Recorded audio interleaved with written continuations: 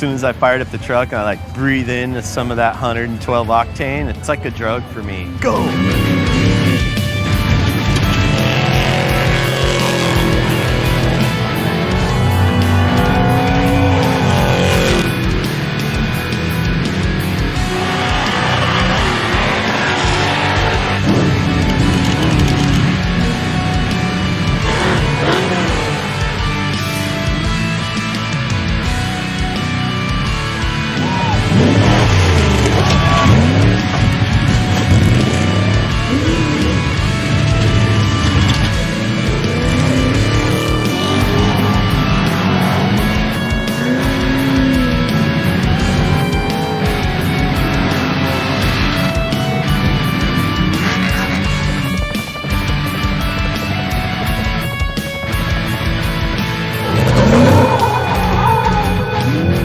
I think I have to remind myself what I really love in life, and I think just the mayhem of this, I love it.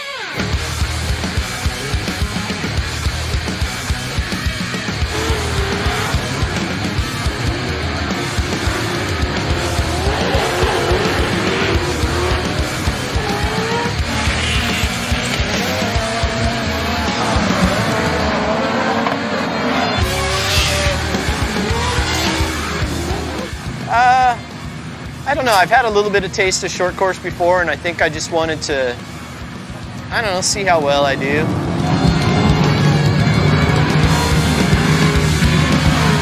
Yeah, it's like Supercross, but for cars.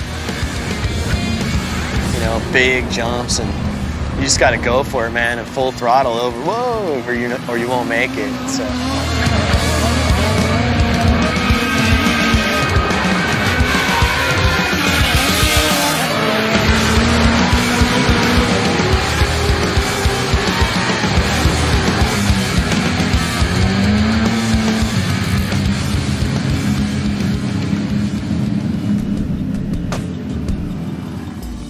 So unprofessional. I know. Thank God we're not live, right? Here we go. One of the new faces we're going to see all season long in the Lucas Oil Off-Road Racing Series is Mr. Jesse James, a veteran of desert racing, pretty new to short course. Does any of the trophy truck stuff cross over into the short course? I think gassing it off the lip of jumps, and then, you know, keeping the R's up in the air so you keep the ass end down and you can kind of land it semi-level. And then the cornering is, these things corner better than the trophy truck, so you can rail it in there pretty fast. You've got some great names in the Pro 2 Series, Rennesetter, McCackron, and some new names coming in like yourself. Have you talked to these guys, got some pointers from them? Yeah, I've been talking with Jeremy a lot over the last couple months, just because, you know, I'll take any input I can get. I mean, I can be a knucklehead and just stand on the gas and like end up on my lid, but I kind of want to be smarter about it, you know, and try to have a faster learning curve than I did in desert racing. And most of these guys I'm good friends with, so, you know, which I think makes for good fun, because, you know, you'll race your friend harder than you will everybody else, you know. It's like, because we all talk every week, so we're gonna want the bragging rights. So I just want to try to finish and not do anything stupid. You know, I kind of put it out there that I would drive for a team, and Craig Potts sent me I raced against Craig at Prim, and he started like 5 trucks in front of me, and I caught him, and like we were going through this turn section, like kind of back and forth fast section. I couldn't get a good run on him to like tap him to move out of the way, so I just gassed him. I nailed him hard. Like his whole truck like went up in the air, and then he got out of the way. Well, the next week he's like, hey, I want to sponsor you. I'm Craig, I'm the guy you hit. Yeah, we are POTS racing for 2011, hopefully 2012. But things look real good, look real promising, and I think Jessie will adapt really quick. And I think the fans will love him. You know, this is motorsports, this is what Jessie does, so him coming out of the desert, transitioning into this is perfect. I think we'll see a big turnout for Jessie, and I think a lot of the drivers will support him too. Well, you know, I was talking with Jessie, you know, he's ridden motorcycles, he's raced desert, and you do what you know. And so he's attacking this like a short desert race. You know, what you do with the throttle, with the brakes, you know, your steering input, when you're adding, you know, the different things to it, it's just a new learning process. He's a talented guy. Obviously, he can do pretty much anything out there, but this is new to him. Big difference in trucks. So once you start getting used to a trophy truck, then you jump into something that's totally different like this. You just got to adapt and learn it. And the more time you get in it, the better you're going to get. So it just takes time. Well, the trophy truck has like 2 feet more suspension and about 200 more horsepower, giant shocks, and just bigger everything. These are a little bit more nimble, a little bit more lightweight to get higher speeds and shorter tracks. I can just pin it and not feel anything. You know. So there's a big difference. And a trophy truck holds probably 100 gallons of gas. This holds like 15 maybe or 10. So you got just differences like that. This is on a track, as you see out here. It's about a mile-long track.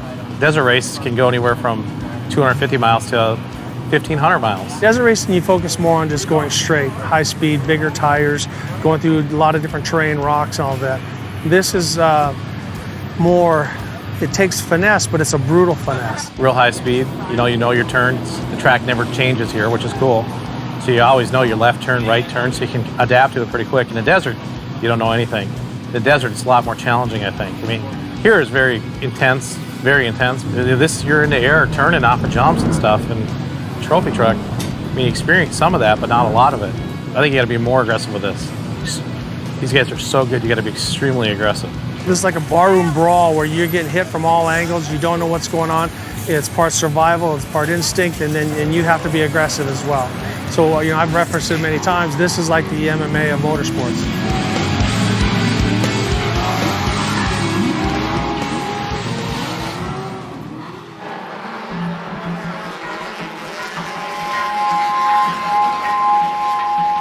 Qualifying is to figure out who the fastest person is out there so they don't get all ran over by the people who are slower. There are trackers on the trucks for timing so that we can figure out accurate times.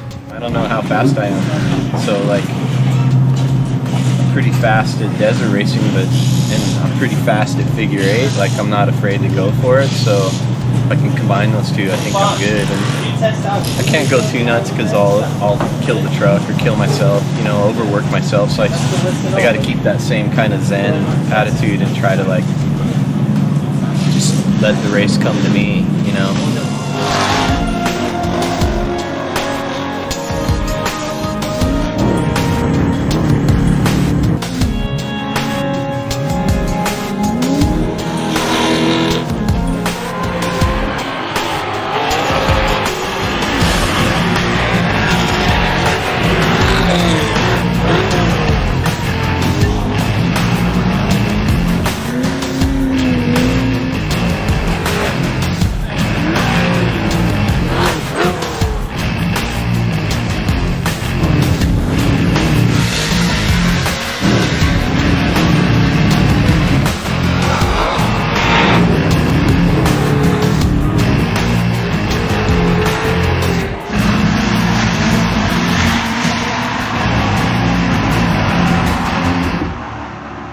I don't think it's the side bite because it, you know, I mean, it's hooking up and getting traction.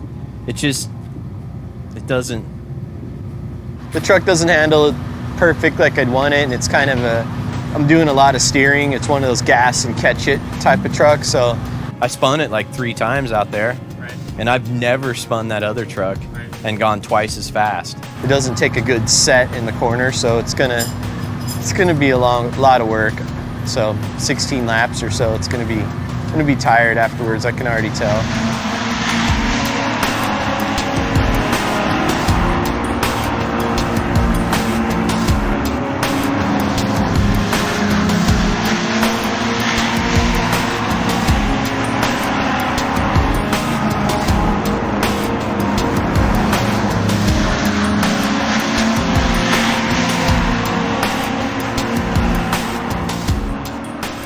Jessie started behind Craig, and they pretty much stayed the same pace the whole time around for the 5 minutes. So it'll be pretty close to see who qualified in front of who. That'll be pretty exciting. I think he got me a little bit because there was a gap, and he started a little bit behind me. And every time I was going around turn sliding, I'd look and I'd see him right here on me. So it was pretty good stuff. He did great. It was fun stuff. Your truck's so much better. I'm driving like crazy. No, it's all right. I'm gonna beat you with the one. Listen to that. I was on the whole time. I know you were, dude. You were holding me back, so I waited, then I got a good run for the last lap so I could get some sort of time. Just, you know, that truck won a championship, and it's just got more time, tuning time and dialing it in, and this one doesn't. It's just like, you know, that's what these things are all about. They never work great right out of the box, and I'm way faster than Craig, and if he can stay ahead of me in the good truck, that's the sign.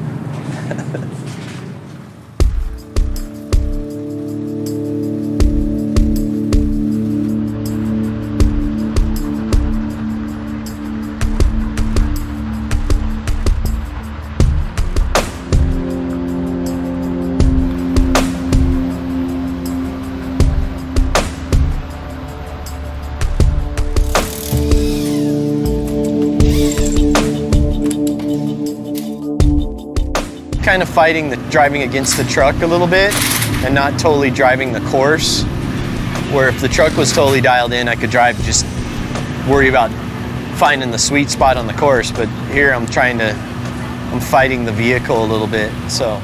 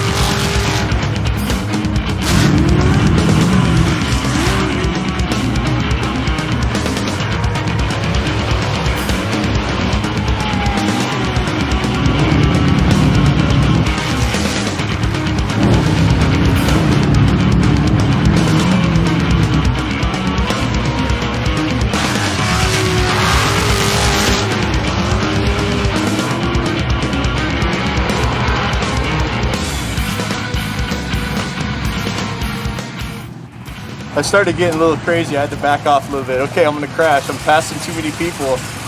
I was setting them all up and getting them. Kind of was up on the staging area, and I'm like, wow, I've done this like a million times, and I always seem to be all right, you know? Like, I know if I crash, it's gonna hurt, but I don't know. It only hurts for a little while. I think I have to remind myself what I really love in life, and I think just the mayhem of this, I love it. I'm gonna work on the handling of the truck a little bit because it's still, when it was really muddy and wet, it was stuck and dug in for the first 4 laps. But once it started to dry out, then the truck got really wanted to spin out really bad and got really slippery. So we got to work on either softening it up or doing a little bit more rebound. And it was the second jump, man, it was like making my fillings pop out. Like it was like, boom! It was landing so hard that I was like kind of flinching before it hit. So yeah, I think our position where we finish today is where we start tomorrow, which should be fun because I passed a lot of fast guys that'll be behind me. So it'll be like, pew, pew, pew.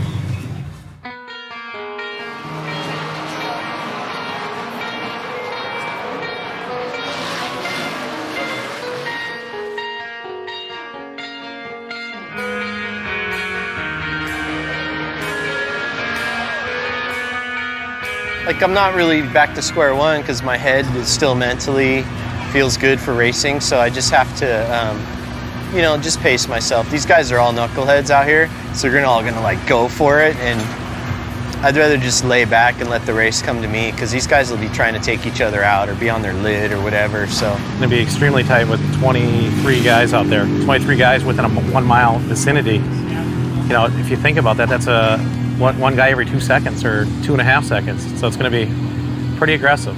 With these guys crashing and flipping, there's a good chance we're going to see some tough carnage, you know, some big wrecks and stuff. So we're going to obviously try to avoid that as much as we can.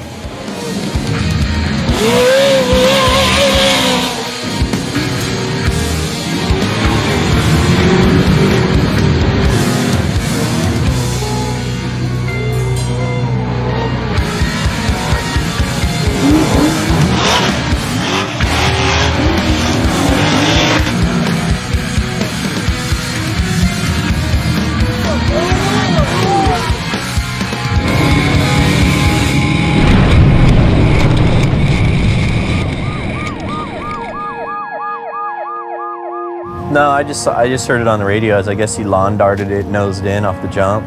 But his thing looked like it kicked up pretty good. So, well, it's like being in a blender, you know, boo, boo, you know. And he's like, Greg's not a small dude, so that much weight flipping around, centrifugal force against his belts probably it's gonna hurt his gut a little bit.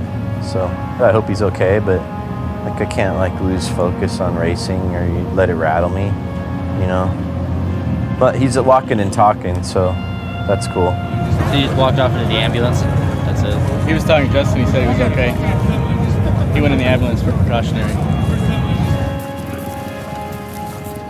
No, I don't want that. That truck sucks. Mine's the good one.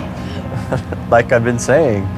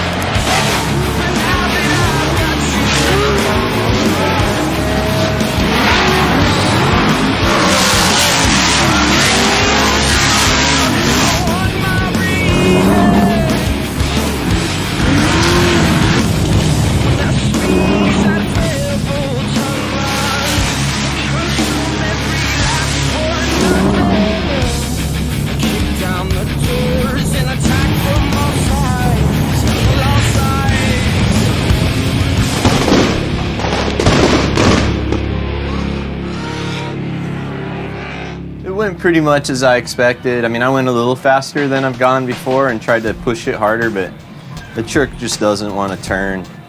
I think I could have finished, you know, at least top 10 or up front, so it was still fun though.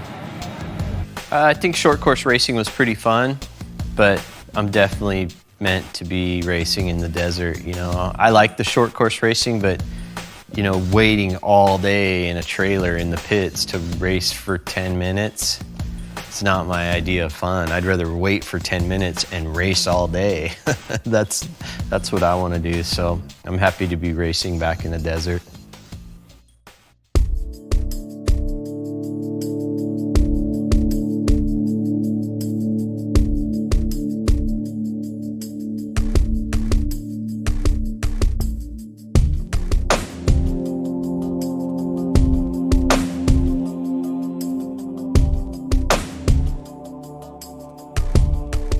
We're in Ojos Negros, and we're pre-running for the Baja 500. Pre-running is basically practicing the course for the race. So we'll run the course as many times as we can. It's like 500-mile course. We'll run it as, I couldn't pre-run as much as I'd like to, but I'll run the course almost twice, in a week. And it's basically just memorizing and learning everything and trying to learn where every crack, every rock, every hole, every crazy turn, all that stuff is, so you can know it. And so on race day, you're fast. You can go fast to that stuff and then know when you're supposed to slow down and when you can speed up. I don't know, we're probably 200 miles from the Mexican-American border, and we're kind of like midway on the peninsula, not halfway between Pacific and Sea of Cortez. I love Mexico so much. I just love it here. I don't know, I feel like if you could see my temperament in the United States and see my temperament here, it's just like I belong here. I don't know, Mexico's like the Wild West still. It's not quite tamed, and it's just like, I think mostly is the people are so warm and happy and just like so stoked on life.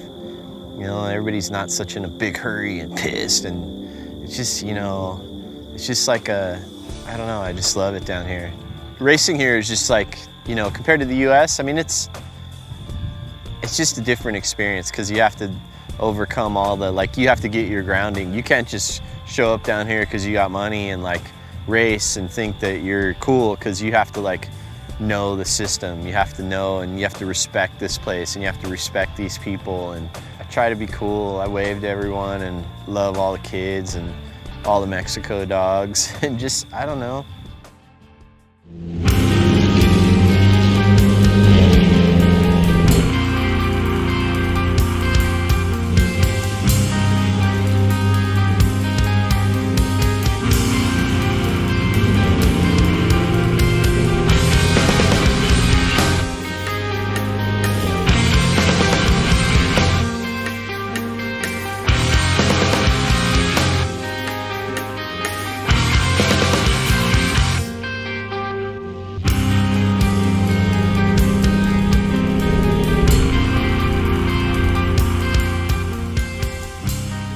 I'm pre-running in this pre-runner, and it's like a 2007 Chevy Silverado. It's a steel cabin doors on a full chromoly tube chassis, and it's got a little 355 roller motor, like NASCAR style motor with a 18-degree exhaust port, so it sounds like an Indy car kind of, and it's pretty plush. We can get out of I've been pre-running all day, and I can get out of it and go to dinner, and not feel like a wreck and not be all dirty. Buggies are cool, but buggies are only one step away from riding a bike. You're kind of filthy, dirty, and tired, and you gotta wear helmets, and it's just and I can come down here with my girlfriend and my son, and we can all pre-run together, and it's like a family thing. It's not just a solo effort, me by myself, being selfish. We can all enjoy it and have fun, and it makes it so much more enjoyable that they can experience what I experienced. We can do it together. It's pretty awesome because I've never really had someone that was so into what I do and had fun and go off jumps, and she screams, "Yeah, that was rad," and she's like me about it, and it's she supports me in what I do, and she understands me. When I start getting a little agitated or crabby before the race, she's like, "You're just being nervous. I know how you are," I don't know, she got my number.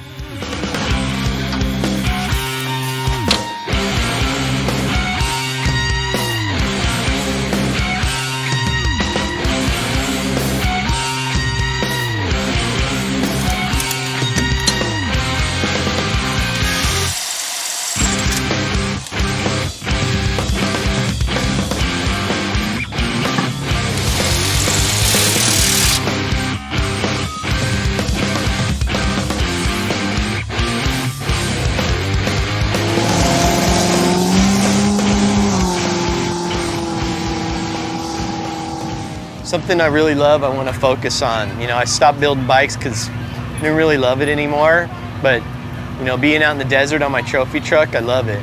When I do something 100%, then I get results, and I'm starting to do pretty well in desert racing, where I'm top 10ing every race, and one of the fastest guys out there. So but when before, the shop and magazine and all this other stuff, in my ear, and I only hobby racing, I didn't do good. I was sucking a hind you know, so it's like now that I focused, I start to do better. Racing a trophy truck, it has no rules. Unlimited motor, unlimited suspension, and it's like really the modern day Can-Am cars. You know, where in the late 60s, early 70s, like McLaren and Jim Hall cars and all them, they were just like wild, injected big blocks and all this crazy technology, you know, unlimited whatever goes to make it go the fastest. And that's kind of the way trophy trucks are, you know, there's no regulations, you know, it's safety stuff, but they're wild, you know, and it's kind of so much ingenuity and so much stuff changes. And the fact that you're doing all this, you know, 300 miles out in the middle of nowhere, where if you break down, you're totally, you know, and it's just like something about it, you know, and it's like people can't see it because races are so hard to cover, but they can't see the stuff that happens when it's way out there and nobody, you know, it's so isolated. It's just, it's like, even though I have a co-driver, it's so zen and like you're in your own head, and it's just like, I love it. I came down here for the Baja 1000 and I was running really hard and a little reckless, and I rolled it, you know, a dozen times, and it totaled the truck, and I broke some bones, and I just kind of like, something snapped in me. I said, hey, let's put a regular body on it. Let's put mufflers on it, you know, raise the seat up so I can see, and it's time for me to like grow up and like take this sport serious and not try to be like cool.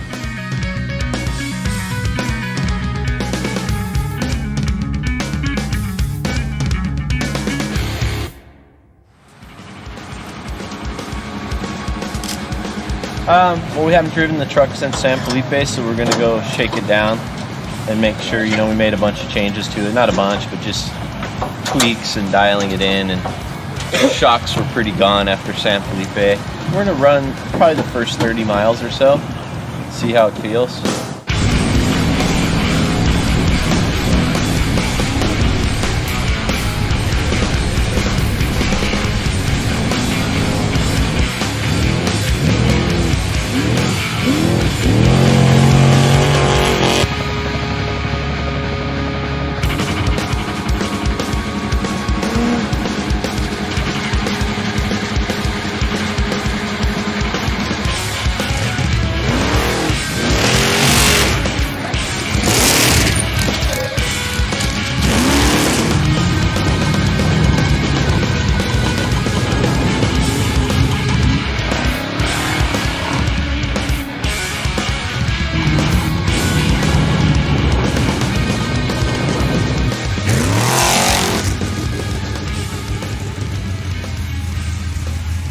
It feels happy, feels racy. It's a geyser body. That's what we put on the Monster Garage truck. My name's Rick Geyser, and my company is Geyser Brothers, and we build toys for people that want to go have a good time. Geyser Brothers trucks are a basic truck that I say has all the right parts in the right places. Good components on them from front to back. Jessie's truck, or all of our trucks, are built out of 4130 chromoly tubing, double A-arm front end, rack and pinion steering, 4-link rear suspension. This truck has a 500 cubic inch Vic Hill racing engine in it, Stony transmission, which is just a turbo 400 GM transmission. It has a sway bar, anti-roll bar, whatever you want to call it. The headlights are just stickers, just for looks. We got 2 spare tires. We also have spares that are all over it. We have spare starter, spare power steering pump, 2 batteries, 2 fuel pumps, 2 alternators, 2 complete ignition systems. Most cars that you see have shocks that are maybe 2 inches around. This has shocks that are 4.5 inches. The shocks cost about $15,000 or $16,000 just for the shock absorbers on this. They're $450,000 plus or minus. So we built them for $400 and we built them for a little over $500.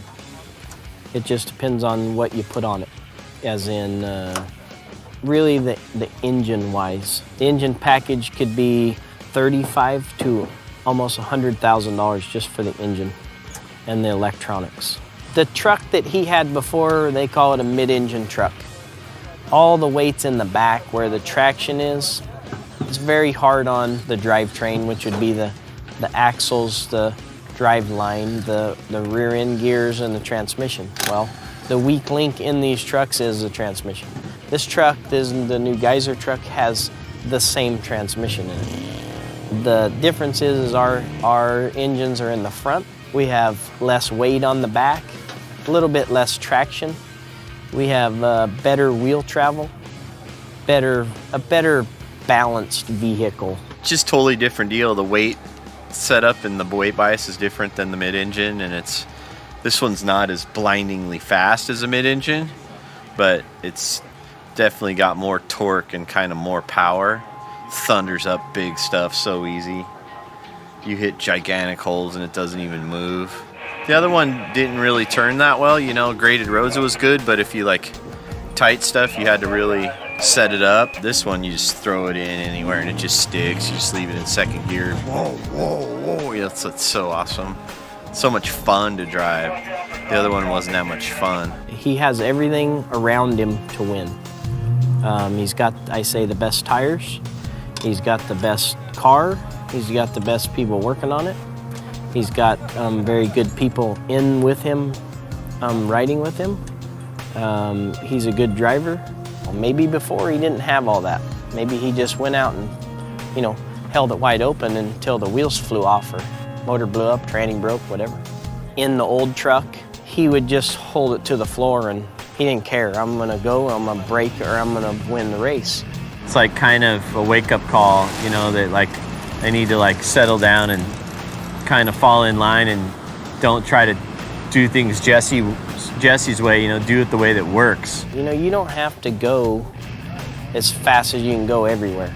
You know, you have to save the vehicle. You got to get to the finish line, and we've moved up, you know, finishing races, and he's liking that. You know, they finish races, and that's the big, you know, at Baja is to beat the desert.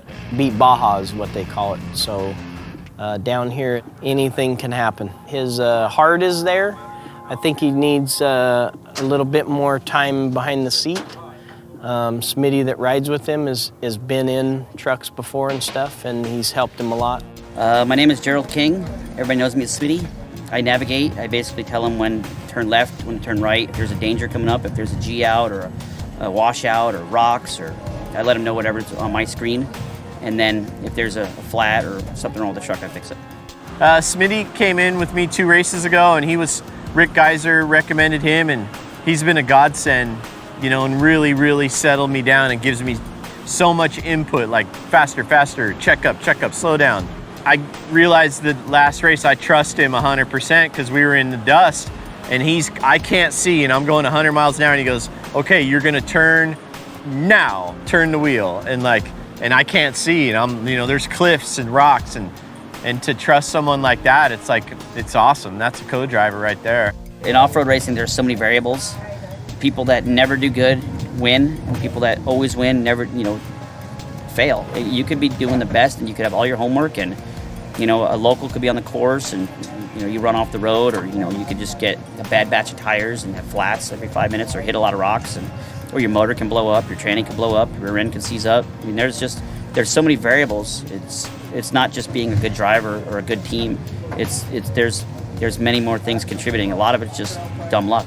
It's a whole package between the driver, the co-driver, making it last to the finish, the chase guys to get it in and out of the pits safely and the best they can be, and meet them at the finish line. That's what this game's all about.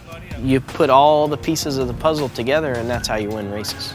I'd like to eventually win one, you know, if it happens tomorrow, then awesome, but if it doesn't, I still came down here and had a great time and had fun and hung out with my girlfriend and my son and pre-ran and saw great stuff, and, you know, it's still like, this is my hobby, this isn't my profession, this isn't what I do for a living, or my life, it doesn't depend on any of this. This is what I do to like have fun. So I have to remind myself of that it's just fun.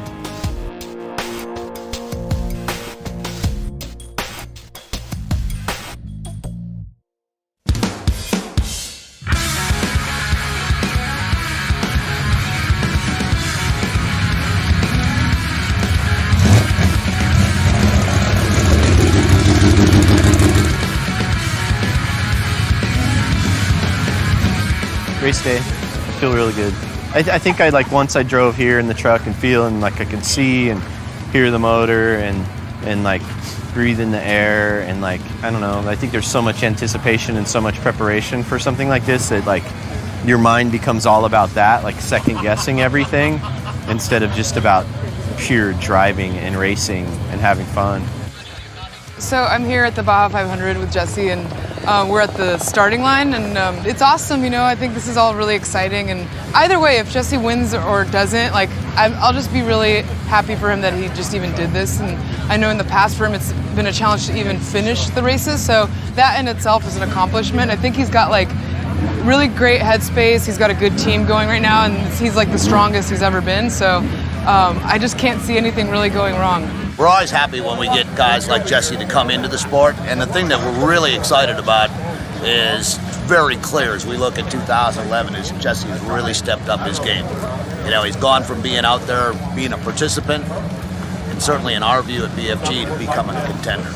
We'd like to think that we spoiled you with some of the toughest stuff that our guys with the big brains can produce out there. I've never used any other tire. Good luck out there. Thanks for all the support, I appreciate it. You're absolutely welcome. As soon as I fired up the truck, I like breathe in some of that 112 octane. It's like a drug for me. Like as soon as I smell that, I know like, okay, go.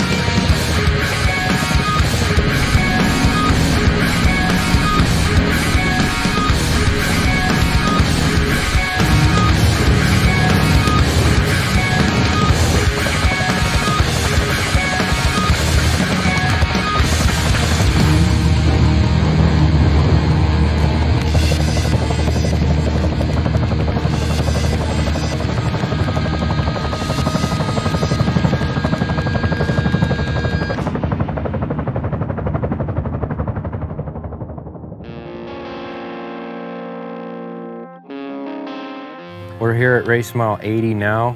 Just gonna do a fuel splash and a visual, make sure everything's all good. And then we're gonna go down south to race mile 240. We're gonna do a full fuel, tire change, get them what they need and send them on their way. Then they'll stop again at race mile 300 and do a full fuel stop, tire change, and send them on into the finish. They have to get fuel at certain areas and they have to get tires in certain areas because we wear the tires out, rocks, you know, stuff like that. So what we'll do is we have chase trucks that have fueling towers on them, fueling system. We have trailers that have all that. And, you know, they'll stop in a pit. The chase guys will be at that pit, then they'll go to the next pit. Yeah, this should just be a fly-by visual. Get in contact as soon as we can, make sure everything's all good, and then we'll shoot down to our next stop. 54 race just passed by us, all is good. He came by, no communication, all is well, and they're on the road.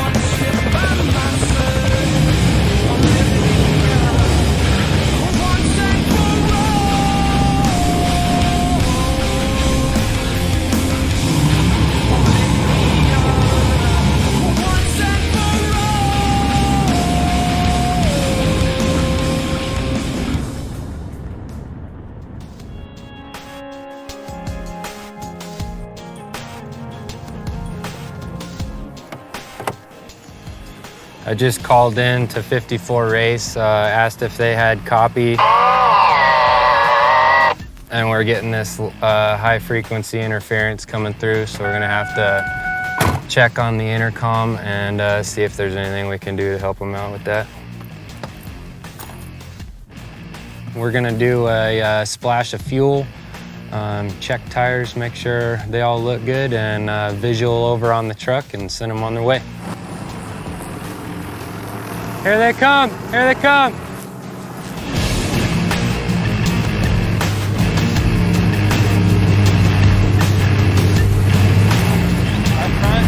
I got no radio. Thanks for yes. That work? Yeah, I can hear you clicking. You gotta let me know when the pits are, because I don't know, I can't call in. I know, I'll get you as good as I can, man. Everything's great, I can hear you perfectly. Okay. I can't call out. Okay, so one click, yes.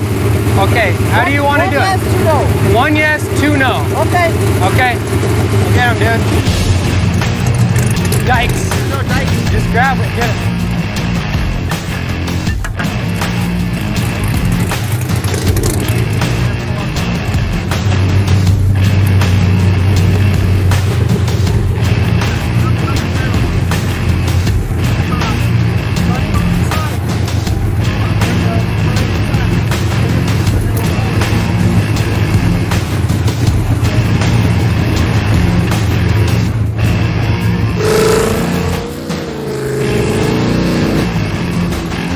One yes, two no. No. Two yes, one no. I thought that no. He said yes? one yes, two no. Okay. Everything on the truck looked good. They got tangled up in some barbed wire on their left rear. It took us a few minutes to get it untangled off the hub and was wrapped up in the brake calipers. Luckily, all our seals and brake lines were fine. It didn't hurt anything. We caught it in time. And they're back on the road at race speed.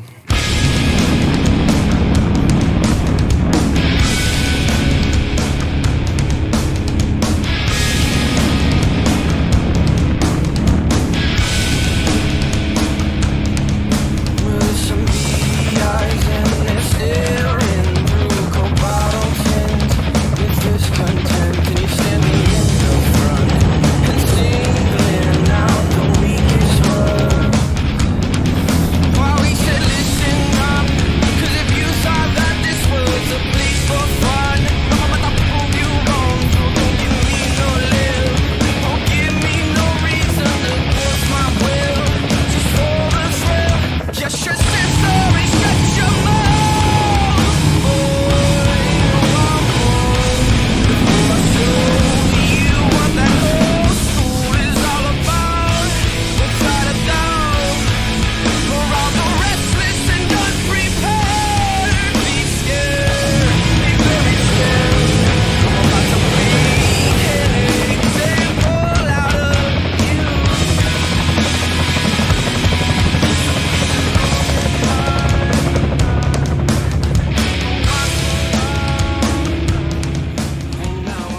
we're down here at Borrego.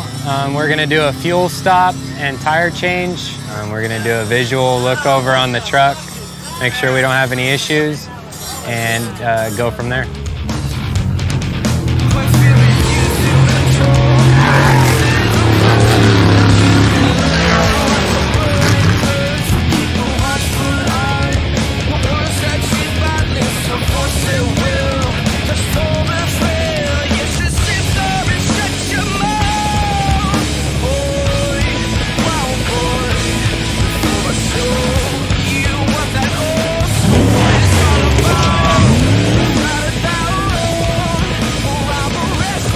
That's James. James.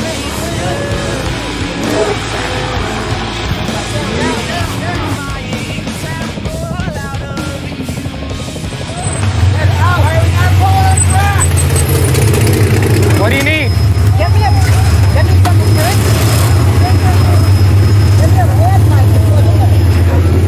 Do we have a hand mic in here?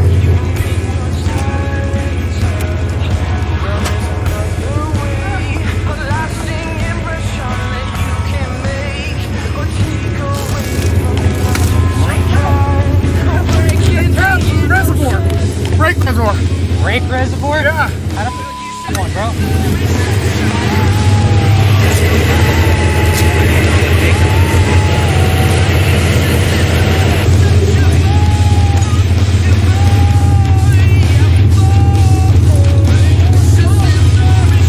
I can't find it. It's got to be in one of these tool bags. I don't care about that.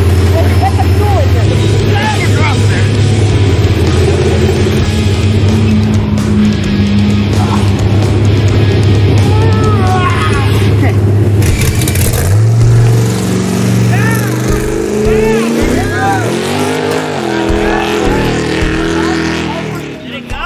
Yeah, it's not full, dude. He ain't full, John. Yeah, no, it was full. No, it's not. Look at that's all they used. It's got some fuel in there. Oh, It's in it. step- Yeah. Dude, I put in 100 100 gallons. gallons. It took at least 30. So you think it took 30? And you know it took 30. No, it was coming This out holds of that vent 200 wall, gallons. straight in my 200 or I 100? mean 100. I'm sorry, hold 100. And so that's got to be at least 25 to 30 gallons it took. Did he get fuel anywhere else? When we took that thing out, it never kicked the That's only, it 30 came out of miles. the inlet, but it I never don't. kicked I the don't know where he. I guarantee you. overflow. And you seen it pour down? You gotta go.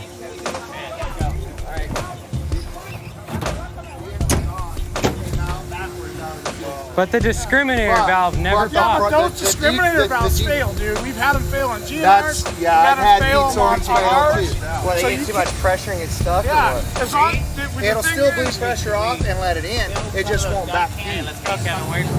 We had an issue with our discriminator valve. It's the valve on the top of the fuel cell that lets us know when our tank is full. The valve never popped, so we were worried we didn't get enough fuel in it. We were making sure that the fuel tower was operating correctly.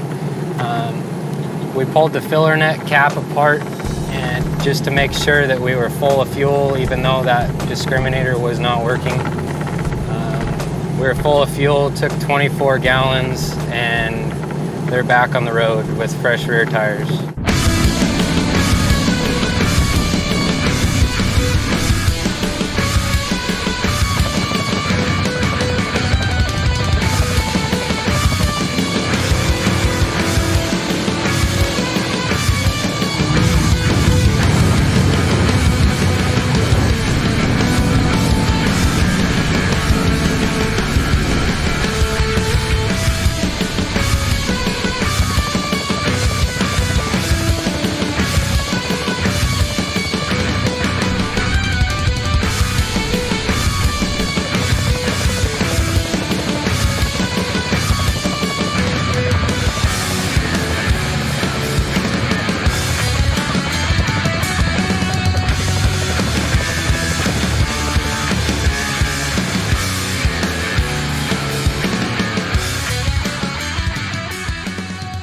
We're here at race mile 415.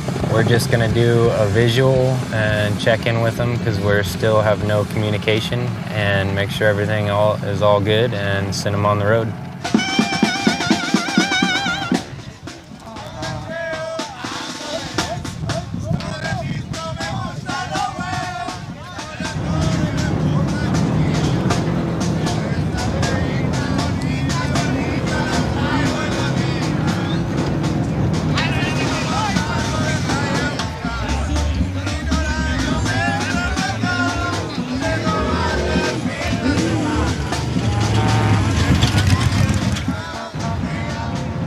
The race truck just went by. All is good. We're still on no radio communication, but our 1-click, 2-click system's working out for us.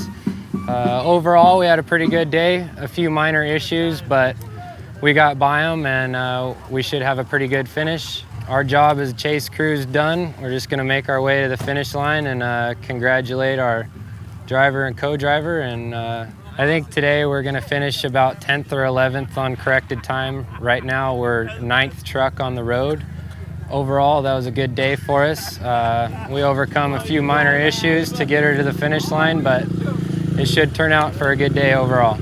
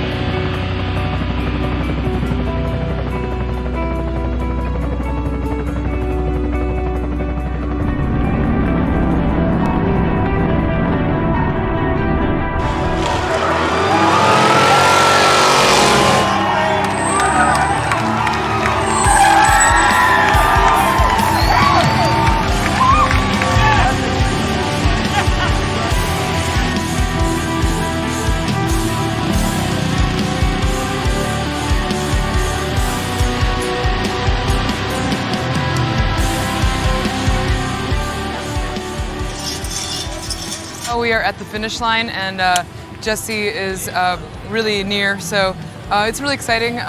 For me, I think just being able to stand back and like track and see how Jessie's doing and where he's at. I was just, I guess, a little bit nervous that, you know, there's always something that could go wrong, and thankfully it looked like he was going really fast and fine.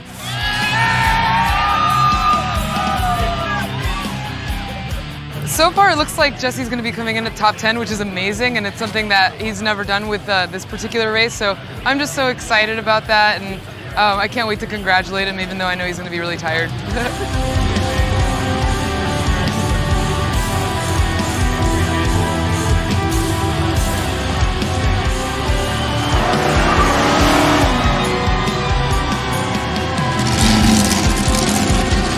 He's coming. Oh, God.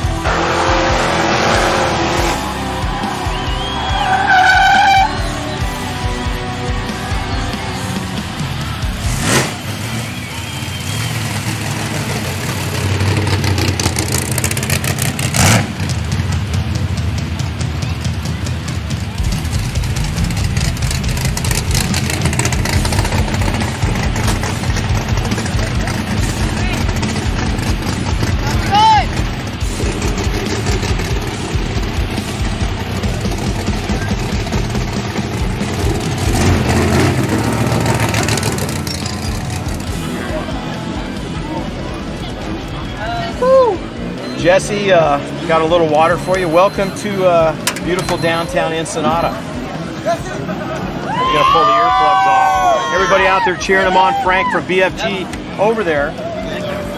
Jesse, what do you think, man? You got a finish out here in Ensenada. We knocked out two, but they were your Yeah, it was, I don't know. My co-driver's awesome in the truck. Like Geyser truck is just like so fun to drive. Like the last 50 or 100 miles, it was just like, it was like I was riding my bicycle when I was like 8.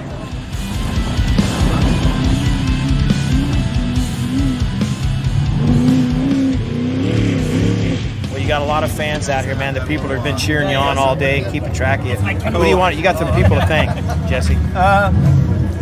Well, first and foremost, my co-driver, Smitty, is just awesome. I mean, he, like, eyes, ears, go faster.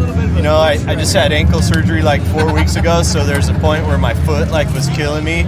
And so I just, like, I took a little break coming down through the mountains, and he's like, okay, now get your second win, let's go. And we did it, and he, like, talked me across the finish line, so.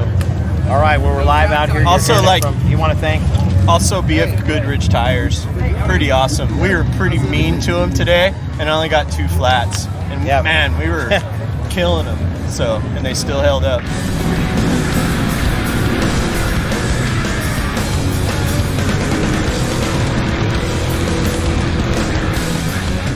Where were you at? Were you down there where Gary was flipping me off? The best part of the race is, like, I came through the arches, and Mike Tweet from the Wilsons was standing there, and I did a perfect, like, drifting slide and, like, flipped him off right as I passed him.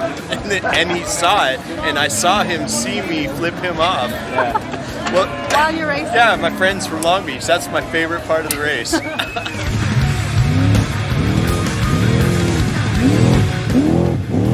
This thing's mean. I love it. We just tried to, like, I just try to drive slow and not push it and not, like, make stupid mistakes. And that mistake off the start kind of, like, okay, woke me up. I spun out and almost killed some people. He almost pee-peed himself. I wasn't going to hit him. I saw him.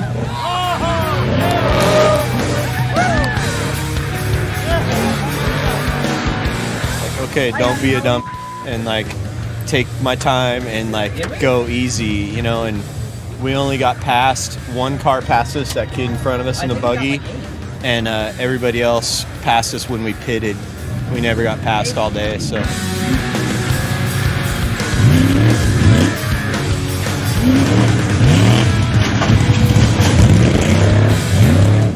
When we came up over the last summit and I could see the Pacific Ocean, and it's like it was glimmering out in the ocean, and it was just like, man, we both said something like, look at that, that's awesome. And then, you know, and once we felt the end was in sight, we just, like, kind of third gear, hammer down, and just got into the rhythm and just tried to push it. Through Europan and stuff like that, it's really hard because it's so technical, and the truck is so upset all the time. It never is in a happy place, and so to try to get a rhythm, you just gotta, you know, struggle through that 20 miles, and then, but we made it.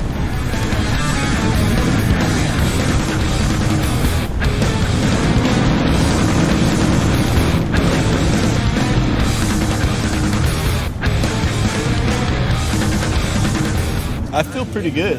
I have to piss, and I'm hungry, and I want to hang out with that kid right there and my girlfriend.